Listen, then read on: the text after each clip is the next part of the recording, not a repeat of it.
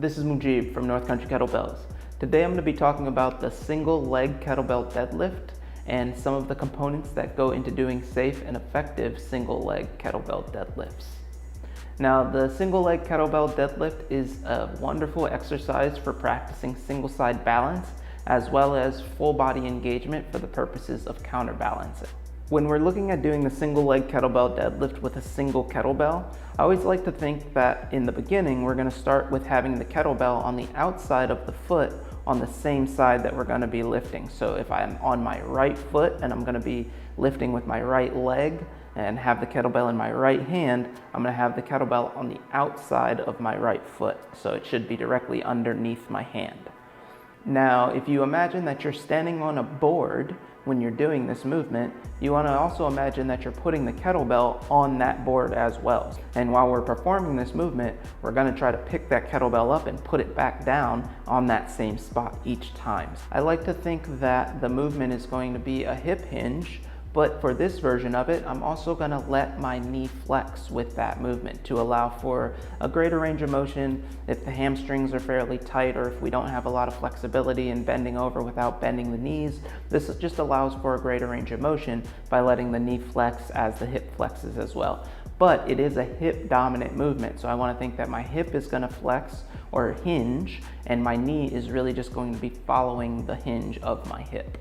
I want to think that my chest is going to stay up, my eyes are going to stay up, going at about a 45-degree angle. So as the hip hinges and the knee flexes and we start going down to get the kettlebell, the eyes can maintain about a 45-degree angle looking at the ground out in front of you or even directly out in front of you at the wall opposite of your body, and your chest wants to remain up, similar to a kettlebell swing, as if I had something written across my shirt that I wanted somebody across from me to still be able to read. So my chest remains up, very similar again to the components of my basic two-legged deadlift. I can either have the opposite leg directly extended out behind my body, or I can have that knee slightly flexed. But I do want that leg to be fairly active. Remember, my opposite side is going to be engaged in order to counterbalance the working side. And for me, I prefer to have that leg, if not at full extension at the knee, at least mostly extended so that I can know that that leg is still engaged. As for the working side, I'm really just going to be hooking my hand around the handle of the kettlebell when I get to it.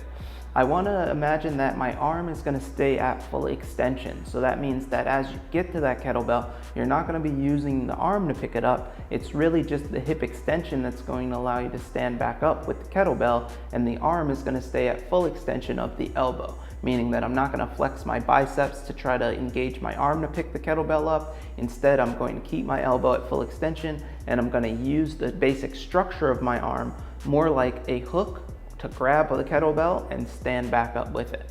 As we're doing that on the working side, remember the opposite side is going to be engaging. So as I reach full extension with my hips, on my opposite side, I can either keep that foot hovering off of the ground slightly, or I can even tap that toe back to the ground for the sake of my balance. As we descend to bring the kettlebell back to the ground, we want to think that the full body is still engaging. So I'll tell people squeeze a fist with the empty hand, or again, think about the glutes and the abdomen being engaged. A lot of times the positions that we're holding will maintain that engagement for us. So if the knee on the working side stays directly over the arch of the foot, if the opposite side of my body I'm squeezing a fist and extending that leg, and I'm keeping my chest up in position, those things are going to maintain all those points of engagement that I like when I'm doing my kettlebell training. The abdomen being engaged, the glutes being engaged, and the opposite side of the body being engaged. I do want to make contact with the ground each time. So either I'm going to tap the kettlebell to the ground and come back up, or I'm going to fully place that kettlebell back down, engage my body, and come back up. There's no disengaging and re-engaging with the single-legged kettlebell deadlift. We want to imagine that the body's going to stay engaged the entire time. But I do want a consistent starting and stopping point, and that's what placing the kettlebell back to the ground each time is going to allow me to have.